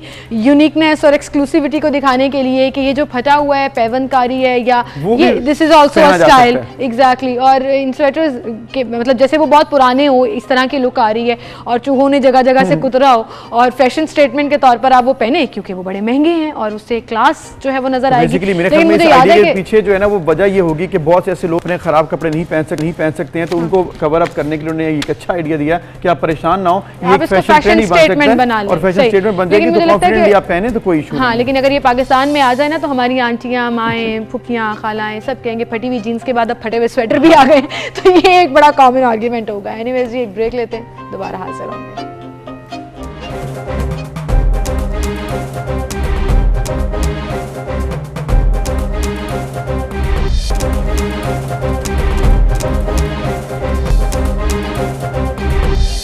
वेलकम बैक। एक बार फिर से आपको खुशामदीद कहेंगे। नाज़रीन, पंजाब हुकूमत ने कम आमदन वाले अफराद के लिए घरों की तामीर के लिए रिवॉल्विंग फंड में 3 अरब रुपए की इजाफे की मंजूरी दे दी, लेकिन तामीराती मटीरियल चूंकि महंगा हुआ, जिस पर नया हाउसिंग स्कीम के तहत 3 मरले के सस्ते घर महंगे कर दिए। जी, अब 3 लाख रुपए से ज़्यादा अब कीमत बढ़ गई है। लाहौर में इब्तदाई तौर पर रायबंड के मुकाम पर जो 245 यूनिट तामीर होने थे उनकी तैयारियां तो शुरू कर दी गई, लेकिन यहाँ पर परेशानी ये बनी है जी, 14,30,000 जो मुकर्रर पहले की गई थी घर की कीमत, उसकी कीमत अब 3 लाख रुपए बढ़ा कर अब 17,80,000 रुपये हो जाएगी। तो ये है परेशानी की बात कि जब इस हवाले से प्रोजेक्ट बन रहा था, जब उस हवाले से साइनिंग होनी थी तो तब कीमत 15 लाख से कम थी। अब जब साइन हो चुकी है, मामला गुजर चुके हैं आगे अगले मरले में, तो कीमत क्यों बढ़ी है, ये बड़ा अहम सवाल है। लोग भी इस हवाले से परेशान हैं और क्वेश्चन कर रहे हैं आखिर गवर्नमेंट ने कीमत क्यों बढ़ाई। इस पर हम बात करेंगे। हमारे साथ मौजूद तर्जुमान नया पाकिस्तान हाउसिंग अथॉरिटी आसिम शौकत साहब, उन्हें हम खुशामदीद कहते हैं, उनसे हम इस बारे में पूछेंगे। जी आसिम साहब, ये आपने मामला सुन भी लिया, देख भी लिया, ये इशू क्या है, 3,50,000 रुपये क्यों कीमत बढ़ाई गई है? बहुत शुक्रिया अबूज़र। ये बात ठीक है कि थोड़ी सी कीमत जो है इसमें बड़ी है। एक्चुअली जिस वक्त ये प्रोजेक्ट कंसीव हो रहा था और प्लान हो रहा था तो जो एस्टिमेट्स आए थे और वैल्यूएशंस हुई थी वो तकरीबन इतनी थी जितनी आपने बताई, 15 लाख के लगभग। उसके बाद ओवर द लास्ट 6 मंथ्स चूंकि मुल्क में बहुत ज़्यादा तकरीबन 4000 अरब रुपए की कंस्ट्रक्शन एक्टिविटी शुरू हुई तो 2-3 चीज़ें जो फ़र्क पड़ी। पहले तो ये 3 मरले से इसका साइज़ 3.5 मरला हो गया, जगह थोड़ी सी बढ़ गई क्योंकि जो लो कॉस्ट हाउसिंग के स्टैंडर्ड्स यूएनओ के तहत डिफाइन हैं उसमें है 2 बेडरूम हैं और आपका जो फ्री स्पेस है और लाउंज है उसके मुताबिक इसका थोड़ा सा एरिया बढ़ा सबसे पहले। उसके बाद सीमेंट की जो प्राइस थी पिछले 6 माह में वो उसमें बड़ा एक स्टीप प्राइस आया। डेफिनेटली डिमांड एंड सप्लाई और ये तमाम चीज़ें थी और इसके ऊपर हुकूमत काम भी कर रही है कि नए जो प्लांट्स हैं उनका एनओसी जारी हो रहा है। जो तीसरी इंपॉर्टेंट चीज़ थी वो इंटरनेशनल मार्केट में स्क्रैप की कीमत का बढ़ना और उसका जो फिर ट्रिकल डाउन इफेक्ट है, जो सरिया है वो पिछले 6 माह में अनफॉर्चुनेटली अनप्रेसिडेंटली तकरीबन 25,000 रुपया पर टन के तक बढ़ गया and this is a very big amount. जो एक और जो इम्पॉर्टेंट फैक्टर हुआ वो ये कि ये वो ज़मीन थी जिसके ऊपर हुकूमत पंजाब जो है वो बहुत ज़्यादा सब्सिडी दे रही थी। यानी आप देखें कि 10,000 रुपए मरला के हिसाब से ज़मीन मिल रही है। ये एक ना समझ में आने वाली बात है। लेकिन आसिम साहब अभी मैं वापस आपके एक पॉइंट पर आना चाहूंगी ना, आपने 3.5 मरले का जिक्र किया, वो अनाउंसमेंट में 3 मरले ही था और 3 मरले ही है अभी भी। आपने ये कहा सब्सिडाइज्ड प्रोजेक्ट के लिए कभी भी ऐसा नहीं होता कि कॉस्ट आप मलबा डाल दें जिन्होंने लेना है, गवर्नमेंट बर्दाश्त करती है ना। मटेरियल अगर महंगा हुआ, चीजें महंगी हुई तो गवर्नमेंट को बेयर अप करना चाहिए था। नारा क्यों लगाया गया कि 3 मरले का घर 15 लाख में मिलेगा और जो थोड़ी सी इजाफे की आप जिक्र करें ना, कीमत बढ़ गई कि थोड़ी सी, वो एक गरीब आदमी के लिए बहुत बड़ी रकम होती है। 15 लाख कैसे जमा करना था, उम्मीद दिला दी, होप सारी हाई कर दी, अब 3 लाख इजाफा हो गया, बहुत से लोग बैकआउट कर जाएंगे उससे। अच्छा 2-3 चीज़ें हैं। पहली चीज़ तो ये कि ये 3.5 मरले, 3 मरले नहीं 3.5 मरले है। दूसरा ये कि मैंने बताया कि प्रोजेक्ट उस वक्त कंसीव हुआ था, हमने लैंड एक्वायर कर ली थी। अब जिस वक्त तमाम साइनिंग की और इनॉग्रेशन की बारी आई है तो इस वक्त एक क्लॉज होती है एस्केलेशन क्लॉज। एक दफ़ा प्रोजेक्ट शुरू हो जाता है फिर 1 साल तक उसकी प्राइस इंक्रीज नहीं हो सकती, वहां पर लॉक होता है। अब ये प्रोजेक्ट शुरू होने जा रहा है और 1 साल का प्रोजेक्ट है, 12 माह के अंदर ये होगा। दूसरा आपने कहा कि ये गरीब आदमी को बेयर करना पड़ता है। देखें और गरीब आदमी के लिए इस कीमत पे भी, हाँ इस कीमत पे भी हुकूमत 3 लाख रुपए सिर्फ कॉस्ट सब्सिडी दे रही है। उसके बाद जो बकिया पैसे होंगे तकरीबन 11-12 लाख रुपए, चूंकि 1.5-2 लाख रुपए जो हैं वो डाउन पेमेंट होगी, जो 10-12 लाख रुपए होंगे उसके ऊपर भी जो मार्कअप सब्सिडी दे रही है सिर्फ 3% पे कर्जा मिल रहा है, सिर्फ 3% पे। एक चीज तो मार्केट में 11-12% है तो ये भी तमाम सब्सिडीज हुकूमत ही दे रही है। कम कर दी और आपने एक क्लेम किया है कि 3 से 3.5 मरले कर दिया गया है। ये क्लेम क्या ऑन रियलिटी ऑन पेपर्स आ चुका है या सिर्फ हमारे पास खबर में सिर्फ 3 मरले लिखा हुआ है? फिर हम ब्रेकिंग चलाएंगे कि 3 मरले का घर 3.5 मरले हो गया, आपने कहा है चला दे ब्रेकिंग। 3.5 मरले का ये घर है, बिल्कुल 3.5 मरले का घर है और इसके अंदर 3 सब्सिडीज मैं बार बार कह रहा हूं। Number 1 land subsidy, number 2 cost subsidy, number 3 markup subsidy. तो आप ये सब्सिडीज भी गवर्नमेंट दे रही है और एक दफा ये प्रोजेक्ट इंशाल्लाह अब शुरू होने जा रहा है, फिर 1 साल में ये प्रोजेक्ट। अच्छा मुझे एक चीज और क्लियर कर दें सर, एक चीज क्लियर कर दें। आपके इस प्रोजेक्ट की हमने तारीफ भी की, लोगों को इन्फॉर्मेशन भी दी, सारी चीजें डिस्कस की, लेकिन जब एक लकूना सामने आ गया है कि 3.5 लाख रुपया कीमत बढ़ गई है, जो आप 3.5 मरले कह रहे हैं, ये सिर्फ लाहौर के इस रायवंड वाले प्रोजेक्ट के लिए या ओवरऑल पाकिस्तान में जहां जहां 3 मरले होगा वो 3.5 मरले का यूनिट होगा? जी ओवरऑल ये पेरी अर्बन प्रोजेक्ट है, ये सारा जो है ये 3.5 मरले के ऊपर इस वक्त कर दिया। ठीक है, सही है। तो बेसिकली ओवरऑल ये 3 मरले वाला अब 3.5 मरले होगा, इसकी कीमत 3.5 लाख बढ़ा दी गई है। लेकिन एक चीज आप बताएं कि अब ये सीमेंट और आपने सरिये पे बात डाल दी कि वो महंगा हो गया, इस वजह से अब ये इसका रिफ्लेक्ट आ रहा है, तो ये अब फिर से महंगा होगा, फिर और कीमत बढ़ेगी, फिर दोबारा महंगा होगा, फिर और कीमत बढ़ेगी। ये प्रोजेक्ट तो लंबा है ना, तो ये कितनी कीमतें बढ़ सकती हैं, तो इसके ऊपर कैप लगाना चाहिए था। अच्छा देखें, मार्केट फोर्सेस के ऊपर कैप तो नहीं लगता, लेकिन कैप सिर्फ इस तरह लगता है कि वंस प्रोजेक्ट इज स्टार्टेड, क्योंकि ये 12 महीने का प्रोजेक्ट होगा तो 12 महीने तक कैप नहीं बढ़ेगी। ओके, 1 साल की कैप है।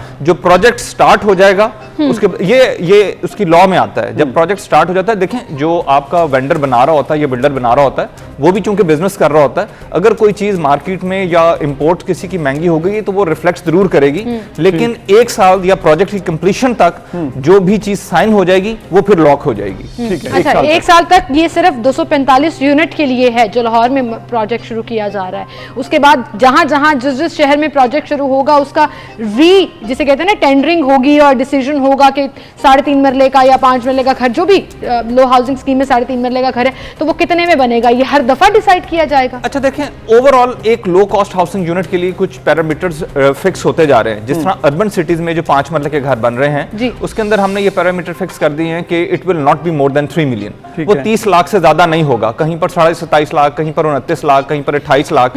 ये जो प्राइवेट बिल्डर्स आ रहे हैं वो भी अपनी लैंड के हिसाब से, अपनी कंस्ट्रक्शन के हिसाब से थोड़ी सी वेरिएशन आ जाएगी, लेकिन एक अपर सीलिंग हमने लेकिन आसिफ साहब फिर दोबारा कीमतें बढ़ेंगी, वो क्वालिटी कम कर देंगे, वो सीमेंट जो है वो सही नहीं लगाएंगे, फिर उसके अलावा वो और बड़े मसाइल कर सकते हैं, फिर और चीजों के ऊपर क्वेश्चन मार्क कॉम्प्रोमाइज हो सकती है ना। अच्छा, अगेन क्वालिटी कॉम्प्रोमाइज के लिए मैंने आपको बताया कि नेफ्डा का जो अपना एक प्रोजेक्ट यूनिट है और मॉनिटरिंग यूनिट है। जिस वक्त कोई प्रोजेक्ट शुरू हो जाता है फाइनलाइज होके, तो उसकी जो मॉनिटरिंग है वो नेफ्डा का मॉनिटरिंग यूनिट करना शुरू कर देता है, जिसमें बड़े बड़े एक्सपर्ट्स और एक्सपीरियंस लोग मौजूद हैं। तो उसको कंट्रोल करने के लिए दूसरी बात ये कि इनकी कीमतों को कम रखने के लिए फिर मैंने दोबारा बताया कि बहुत ज्यादा प्राइवेट बिल्डर्स को और इंसेंटिव्स और सब्सिडीज दी जाती हैं।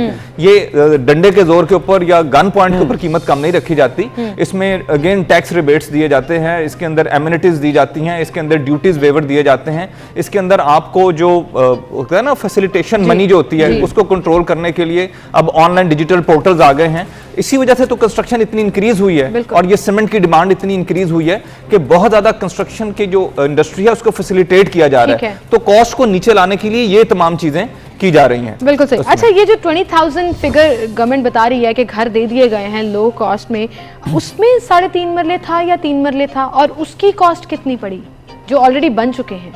अच्छा देखें, इसमें कुछ जो घर थे तकरीबन 15,000 वो तो थे अखुवत के तहत, जिसके अंदर कोई इंक्रीमेंटल हाउसिंग थी या बिल्कुल लो एंड के ऊपर जो घर थे, जिन लोगों ने के पास ज़मीन थी, उन्होंने कहा कर्जा लिया कि हम अपना घर बना लेते हैं, उनको कर्जे दिए गए। नया पाकिस्तान हाउसिंग टीयर 0 के अंदर माइक्रो फाइनेंस बैंकिंग के तहत उन्होंने अपनी ज़रूरत के तहत कर्जे लिए कम मार्कअप के ऊपर और अपने घर बनाए। वो तकरीबन 15,500 थे। कुछ घर थे WWF के, उनको नया पाकिस्तान हाउसिंग प्रोजेक्ट ने एक्वायर किया, उनको कंप्लीट किया, और जो इनिशियली डिजाइन हुए थे किराए के लिए उनको मालिकाना हकूक पे दिया, और फिर अब वो अपना जो कर्जा है वो सब्सिडाइज उस पे वापस कर रहे हैं, तकरीबन 27 लाख रुपए। ठीक है, तो बेसिकली वो उनकी कीमत वही है और आइंदा आने वाले दिनों में चलता रहेगा। ठीक है, थैंक यू जी आसिम शौकत साहब, बहुत शुक्रिया आपका। और हम उम्मीद करते हैं कि जो गवर्नमेंट ने जो प्लान बनाया है उसकी इम्प्लीमेंटेशन के लिए जो इस वक्त चैनलाइज किया जा रहा है चीज़ों को, वो इसी तरह रहेंगी, और आइंदा 1 साल की जो कैप है वो भी इंप्लीमेंट रहेगा, और फिर ज़्यादा कीमतें नहीं बढ़ेंगी, क्योंकि ये मार्केट को रेगुलेट करना भी गवर्नमेंट की जिम्मेदारी है। बिल्कुल, और ये गवर्नमेंट का बड़ा प्राइम एक प्रोजेक्ट है। इसकी अनसर्टेनिटीज या इसका जो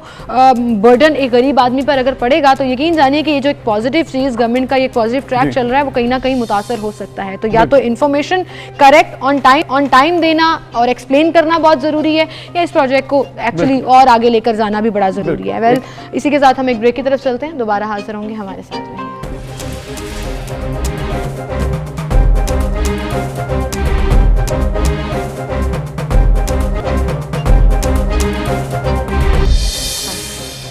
वेलकम बैक व्यूअर्स। हम बात करेंगे कोरोना केसेस के हवाले से, जो कि हमने देखा कि ओवरऑल तो बढ़ रहे हैं, लेकिन एक चीज़ जो कि बड़ी ज़्यादा इसमें इन्वॉल्व रही है वो हमारे लंग्स हैं। ये बहुत ज़्यादा अहम इशू है। कोरोना में आपने जो देखा सबसे ज़्यादा जब ज़्यादा अमवात हुई वो इसीलिए हुई कि फ़ौरन जब कोरोना ने आप जाके लंग्स को अफेक्ट किया और लोगों को मालूम नहीं हो सका, और वो देर हो चुकी थी और अमवात भी हुई, लोग बहुत बीमार हो गए और आपको वेंटिलेटर तक जाना पड़ा। तो ये सारा कुछ इसीलिए रहा क्योंकि लंग्स आपके ज़्यादा अफेक्ट करता है कोरोना। बिल्कुल, कोरोना आपके लंग्स ही इफेक्ट करता है। तो कैसे इससे हमने बचना है, खासतौर पर जैसे जैसे वेरिएंट्स आ रहे हैं और उनमें ट्रांसमिट यानी कि फैलने की जो कैपेसिटी है वो बहुत ज़्यादा है, उससे और ज़्यादा सिवियरिटी जो है वो सिम्टम्स में नज़र आ रही है। तो इस पर हम बात करेंगे। पल्मोनोलॉजिस्ट हमारे साथ मौजूद हैं, असिस्टेंट प्रोफेसर हैं डॉक्टर मोहम्मद हुसैन, और सर्विसेज हॉस्पिटल में ICU इंचार्ज भी हैं, जहां कोविड पेशेंट को रख के ट्रीट भी किया गया और बहुत से अल्हम्दुलिल्लाह सेहतयाब होकर वहां से घर भी गए। डॉक्टर साहब अस्सलाम वालेकुम जी। वालेकुम सलाम। बहुत शुक्रिया डॉक्टर साहब, आपकी तशरीफ आवरी के लिए। बड़ी वनरेबल पोजीशन पर आप अभी हैं, जहां पर आप सर्विस दे रहे हैं अपनी पेशेंट्स के लिए, कि ICU एक ऐसा जहां पर कोरोना के सीरियस पेशेंट्स आ रहे हैं। सर, लंग्स को ये इफेक्ट करता है, थोड़ा सा इस हवाले से बताइएगा कि क्यों ताख़ीर हो जाती है और जो हमारे सिम्टम्स हैं खुदा ना खास्ता कोविड में वो सिवियरिटी की तरफ चले जाते हैं। थैंक यू, आप लोगों ने मुझे बुलाया है, और ये बहुत अच्छा टाइम है। द पैंडेमिक में हम 4th वेव के ऊपर मौजूद हैं। इस वक्त लोगों को गाइड करने का ज़्यादा फ़ायदा है जी। जब बीमारी कम होती है, अगर हम उस वक्त गाइड करेंगे तो शायद इतने बेनिफिट्स ना हो। जो like every viral disease like flu, like influenza and other diseases, ये भी लंग्स को इन्वॉल्व करता है। Covid most of the time 7th और 6th डे पर लंग्स की इन्वॉल्वमेंट को स्टार्ट कर देता है ठीक है। और उसमें सिम्टम्स स्टार्ट हो जाती है। Most of the time first symptoms बड़ी वेग होती हैं, लोगों को थोड़ी बहुत कफ हो सकती है, they feel little bit difficulty in breathing, shower लेते हुए, स्टेयर्स चढ़ते हुए या कुछ जो एक्सरसाइज करते हैं एक्सरसाइज करते हुए लिमिटेशन हो जाती है, कैपेसिटी कम होना शुरू हो जाती है और हम उसे थकावट का नाम दे देते हैं। तो फर्स्ट प्रॉब्लम तो थकावट है कि थकावट पहले से ज़्यादा होगी। अगर हम उसी वक्त उसको पिक करना शुरू कर दें, फिर कफ, फिर सांस की खराबी और फिर बहुत ज़्यादा सांस की खराबी, ये स्टेप्स हैं जिसमें कि ये बीमारी बढ़ती है। ठीक है। लोगों का जो इसमें ज़्यादा प्रॉब्लम आता है कि हम इसको एक्सेप्ट लेट करते हैं कि अब इसने मेरे लंग्स पे असर कर लिया है। पहले हम समझ रहते हैं कि कुछ बात नहीं, मुझे हर मौसम में खांसी हो जाती है, हर मौसम में गला ख़राब हो जाता है, इस दफ़ा भी गला ख़राब है, बुखार है तो मुझे वीकनेस हो रही है, एंड दैट्स ऑल। और जब वॉशरूम जाना और वापस आना मुश्किल हो जाता है, देन वी कंसीडर कि अब मुझे कुछ हो गया, then we go to the hospital और उस वक्त तक 50% से ज़्यादा लंग्स इन्वॉल्व हो चुके हैं। यानी कि हम अर्ली साइंस मिस कर देते हैं। ये अर्ली साइन मिस कर अब जाते जो कि आपने 50% की बात की, जब मुझे कोरोना पॉजिटिव हुआ तो मेरा भी 50% से ज़्यादा लंग्स अफेक्ट हो गए थे और वही बात आपने भी अभी की है। तो ये जो 50% ज़्यादा लंग्स अफेक्ट होना, ये किस कदर ऑब्वियसली परेशानी की बात है, डेंजरस कितना ज़्यादा है, और फिर इससे वापसी क्या है और फिर कितने महीनों बाद दोबारा से क्या आप रूटीन में आ जाते हैं? That's a good question. Actually जो 50%, 70% और 80% मे बी या 90% लंग्स की इन्वॉल्वमेंट है। एक पीरियड है जिसमें कि लंग की इन्फ्लामेशन स्टार्ट हो चुकी है and they have been involve the areas of the 80%। So inflammation रुक जाती है और उसके बाद रिकवरी स्टार्ट हो जाती है। ठीक है। जितनी ज़्यादा इन्फ्लामेशन का जोन होगा इतना ही लेट हम ठीक होंगे, ठीक है। इतना ज़्यादा हमारे सांस की खराबी रहेगी। सही। और जब हम उसको ठीक कर लेंगे तो फिर recovery it may be in 2 weeks, it may be in 6 weeks. ठीक है। ठीक है। ठीक, लेकिन रिकवरी हो जाती है। ठीक है। और the good thing is that कि बहुत सारे मरीज़ इसमें बिल्कुल ही ठीक हो जाते हैं। Patient to patient and body to body भी वेरी करता है क्योंकि हर एक का अपना इम्यून सिस्टम होता है। लेकिन डॉक्टर साहब, अक्सर पेशेंट्स को ये लगता है कि जब उनको कोविड हो गया, और ये मैंने बहुत जनरली ऑब्जर्व भी किया है, उनको लगता है वो जो वीकनेस, चाहे वो सांस फूलने के हवाले से हो या जिसको आप थकावट का नाम दे रहे थे, वो एलिमेंट जो है वो प्रसिस्ट करता है फॉर मंथ्स। काफी देर के इज लिए इट रहता है, ट्रू? ऐसे ही। इसमें मेडिकली कुछ सामने आई है चीज? बिल्कुल ट्रू है, बिल्कुल ट्रू है। ये जो वीकनेस ऐसा है, लगता है हम आपकी इसको एनर्जी को निचोड़ लिया था उसने और उसको रीगेन नहीं कर पा रहे हैं। यस, ये इसकी जो वीकनेस है वो 3 टाइप्स की है। अच्छा। हम इसको आपके साथ डिवाइड करना चाहते जी। हैं। वन इज़ दैट कि जो मरीज़ जिनको वायरल का इन्फेक्शन हुआ, उनके लंग्स की इन्वॉल्वमेंट भी नहीं हुई, लेकिन उन लोगों के अंदर वायरीमिया की वजह से वीकनेस हुई, जैसे फीवर हुआ, जैसे स्मेल चली गई, टेस्ट चला गया, इसी तरह बॉडी वीकनेस हुई और मसल्स की इन्वॉल्वमेंट हुई, वो 2 वीक्स के अंदर अंदर ठीक हो जाती है। सही। दूसरे वो लोग हैं जिनको लंग्स की इन्वॉल्वमेंट होगी, उनमें इस फैक्टर के साथ साथ हमारी दवाइयों के असरात भी साथ आ जाते हैं। ठीक वी है। Give a lot of steroid, उसको कम करने के लिए स्टीरॉइड देने पड़ते हैं, मेडिकेशन देनी पड़ती हैं, इनटेक लोगों का कम हो जाता है, खाने पीने को दिल नहीं करता, फूड कम हो जाता है, प्रोटीन इनटेक कम हो जाता है, बेड बाउंड हो जाते हैं। तो ये और फैक्टर्स हैं जो इस वीकनेस में इजाफा करते हैं और रिकवरी को लेट करते हैं। ठीक है। तो ये वजह ठीक है। होगी। थर्ड एक रीज़न ये है कि ये बीमारी जैसे लंग्स को इन्वॉल्व करती है, किडनीज को इन्वॉल्व करती है, ऐसे मसल्स को भी वीक करती है। सही, उनको भी इफेक्ट करती है। उनको मतलब भी आपके affect लंग्स तो करती है। अफेक्ट किए ही किए, अब और- किडनीज के बड़े केसेस आए हैं किडनीज और अब आप को- मसल का भी बता रहे हैं। तो मसल्स को भी इन्वॉल्व करती है। तो ये 3 किस्म की वीकनेसेस आती हैं और सबसे पहली वाली जो है वो सबसे आसान है, वो खुद ब खुद ठीक हो जाती है। सेकंड वाली में हमें कुछ टाइम लग जाता है। पल्मोनरी रिहैबिलिटेशन या मस्कुलर रिहैबिलिटेशन की तरफ तवज्जो देनी चाहिए सही। और अर्ली देनी चाहिए। ठीक है। और थर्ड में जो है वो कितना टाइम लग रहा है? जो तीसरी थर्ड वाली भी बताइए। ऑलमोस्ट 6 वीक के अंदर अंदर सारी तो वीकनेसेस बेसिकली ठीक हो अगर 6 जाती हफ्ते हैं। 8 हफ्ते गुजर गए कोरोना को हुए तो फिर आप दोबारा से आप मतलब इजी हो सकते हैं कि वो उतना मसला नहीं है लंग्स का। हाँ, ठीक है ना? मसला भी नहीं है और हमें आपकी रिकवरी के बाद अर्ली मोबिलाइजेशन की तरफ ज़्यादा जाना है। लेकिन डॉक्टर साहब, अगर दोबारा, क्योंकि बहुत से लोगों को 2-2 3-3 दफ़ा कोरोना हो चुका है, तो अगर एक शख्स को कोरोना एक दफ़ा हुआ, उसके लंग्स अफेक्ट हुए, तो दूसरी दफ़ा अगर होता है तो वो क्या ज़्यादा वल्नरेबल है, ज़्यादा वीक है, या फिर वो फिर ज़्यादा या बेहतर है कि वो पहली दफ़ा से ज़्यादा? अच्छा, we need to understand one very good question, I like that, कि जो नेचुरल इम्यूनिटी है वो किसी भी वैक्सीन की इम्यूनिटी से बहुत ज़्यादा बेहतर है। Even if you got a virus, you got a Covid, तो आपके अंदर जो बनने वाली इम्यूनिटी है वो फाइजर की वैक्सीन के दोनों डोजेज से ज़्यादा बेहतर है। अच्छा, कोरोना होने के बाद जो आपको इम्यूनिटी बनती है जी, वो सबसे बेहतर है। ठीक है। तो जो दोबारा कोविड होने के केसेस हैं वो दुनिया में बहुत कम हैं, उनकी जो रेशो है वो लेस देन 1% है। एक उनमें से सीरियस होने वालों की रेशो बहुत बहुत कम है। हार्डली यू कैन से कि लेस देन 100 डेथ्स हैं, या इवन के 10 से भी कम डेथ है जिनको रिकरेंस ऑफ कोविड हुआ और वो और ज्यादा क्योंकि आपके पास ऑलरेडी जिसम में एक सिस्टम मौजूद होता है, नेचुरल इम्यूनिटी आपको वो रोकती है। इट्स जस्ट लाइक दैट कि आपने एक चौकीदार बिठा लिया। वैक्सीनेशन और the first infection is that कि you got a some security system install in your home. ठीक है। जैसे ही चोर आए कुछ ना कुछ कोशिश तो वो जो है उसकी उतनी सेवेरिटी नहीं है केसेस में। लेकिन डॉक्टर साहब, वैक्सीन के बाद जिन लोगों को कोविड हो रहा है उसमें कितना फर्क आ रहा है? और वैक्सीन जिन्होंने दोनों डोज लगवा ली है उसके बावजूद बहुत से नंबर आए पेशेंट्स के जिनको कोविड हुआ, उनमें क्या डिफरेंस आते हैं? मैं अपनी उसी मिसाल को दोबारा देता हूँ, सो जस्ट समझाने के लिए कि वैक्सीन तो ये है कि आपने एक गार्ड रख लिया अपने घर के सामने, डाकू तो आएंगे, ऐसा नहीं है कि वो नहीं आएंगे, आएंगे, वो अटैक करेंगे, वो आपके घर के अंदर भी चले जाएंगे, लेकिन आपका जो गार्ड है वो जल्दी फायर कर देगा, जल्दी पुलिस को इतला कर देगा, ठीक, अदरवाइज नुकसान नहीं होगा। तो सिवियरिटी है। अब तो जैसे सारे डाटा हमारे पास आ गए हैं, दैट्स गुड, कि हमारे जो आईसीयू में आने वाले लोग हैं उनमें से बहुत कम ऐसे हैं जो वैक्सीनेटेड हैं, ज़्यादातर तो नॉन वैक्सीनेटेड आईसीयू में। बेसिकली जैसे जैसे नंबर्स बढ़ेंगे वैक्सीनेटेड के, पेशेंट्स का नंबर भी कम हो जाएगा, सेवरिटी भी कम हो जाएगी, सीवियर का कम हो जाएगा। डॉक्टर साहब, एक चीज़ जो कि जनरली लोग पूछते भी हैं कि लंग्स आपके अगर वीक हैं तो आपको ज़्यादा कोरोना अफेक्ट करता है। एक ये चीज़, साथ ये कि जो सिगरेट पीने वाले हैं उनको कहते हैं कोरोना ज़्यादा होता है, कुछ लोग कहते हैं जी कम होता है। ये जो लंग्स की इन्वॉल्वमेंट आपकी स्ट्रॉन्ग होने की कितनी ज़्यादा है कोरोना के साथ, इस हवाले से ज़रा कुछ बताएं।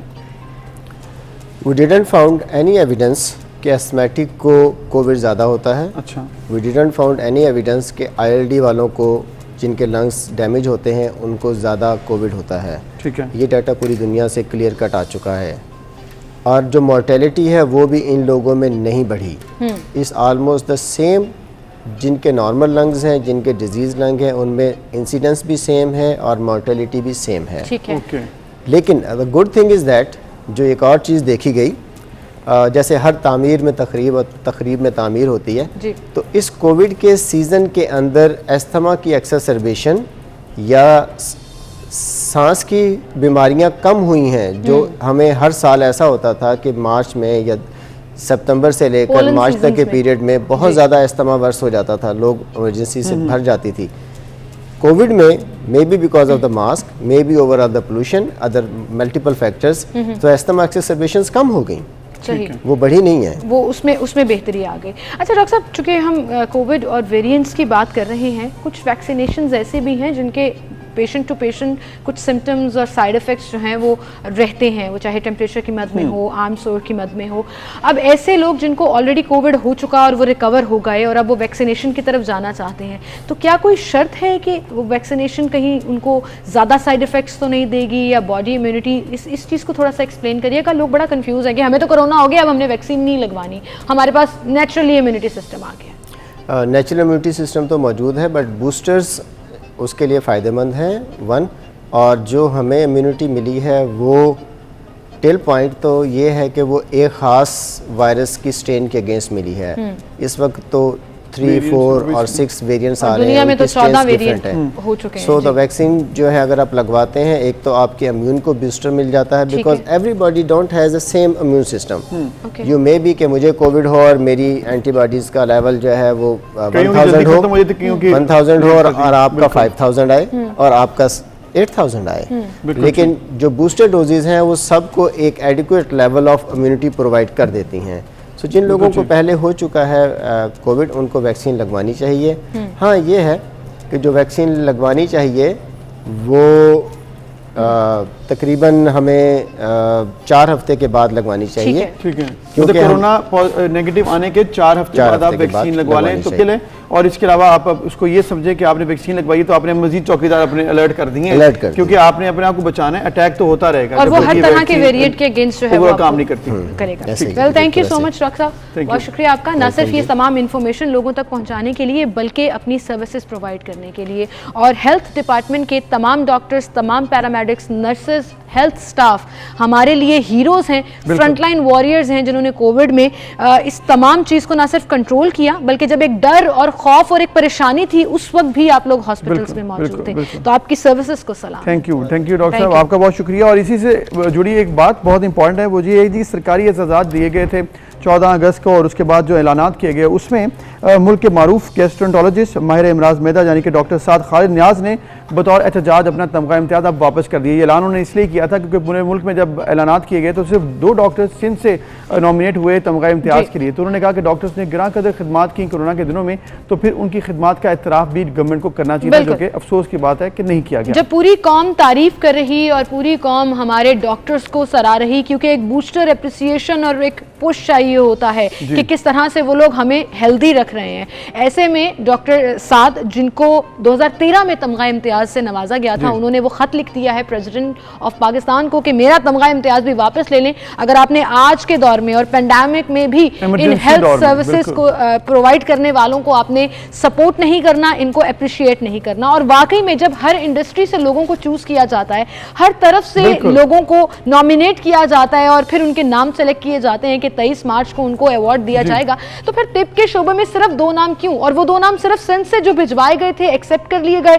पंजाब, KPK, गिलगित बल्तिस्तान, बलूचिस्तान, क्या यहाँ पर डॉक्टर्स नहीं है? क्या यहाँ पर हेल्थ से रिलेटेड लोग नहीं है जो अपनी सर्विसेज, अपनी जिंदगियां दाव पर लगाकर लोगों को फराहम कर रहे हैं? एग्जैक्टली, गवर्नर ऑफ पंजाब ने तो कोरोना वॉल भी बनाई डॉक्टर्स के हवाले से, उन्होंने इतराफ भी किया उनका, लेकिन उन डॉक्टर्स अच्छी चीज है ना। अब ये चीज अगर आपने कोरोना वॉल बनाई है, उसमें आपने अप्रिशिएट किया, हमने इनको फ्रंट लाइन वॉरियर्स करार दिया, इनके लिए अप्रिशिएशन हुई, पूरी दुनिया में इनके लिए क्लैप्स हुई हैं, इन्होंने हॉस्पिटल्स में इमरजेंसी में पूरा लड़े हैं कोरोना से, तो उसके जवाब में अप्रिसिएशन यही हो सकती है मैक्सिमम। अगर आपने उनको अपने फंड्स नहीं देने हैं तो कम से कम आप ये तो कर दें कि आप एजाज़ात नवाजें जो कि दुनिया में मिलते हैं। पाकिस्तान में 23 मार्च को जो एजाज़ात मिलने थे उसमें जो नाम शामिल नहीं, अभी वक्त है कि गवर्नमेंट 126 नामों में आप सोचिए कि सिर्फ 2 नाम हेल्थ से रिलेटेड हैं और इसके अलावा आपने तमाम लोगों को निगलेक्ट कर दिया।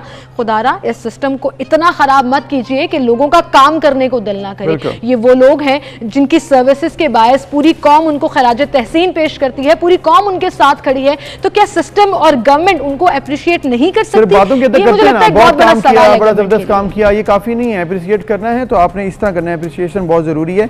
आपने उनको नॉमिनेट करना है, एजाज़ात देने हैं, फंड्स देने हैं, रिवॉर्ड देने हैं। जो लोग सड़कों पर आ रहे हैं उनके हवाले से उस मामले को उनको ठंडा करना है, उनको मामला को बेहतर करना है, ना कि इस तरह से आप करें कि उनको आप सिर्फ 2 लोग चूज करें out of hundreds of them, और जिन्होंने शहादत की है उनको एटलीस्ट आप शामिल करें। बिल्कुल, आई होप डॉक्टर साद का प्रोटेस्ट जो है वो रंग ले आए और गवर्नमेंट इसको रीथिंक करे। और इसी के साथ नाज़रीन, चूंकि हमारा टाइम भी खत्म हुआ तो आपसे हम इजाज़त चाहेंगे।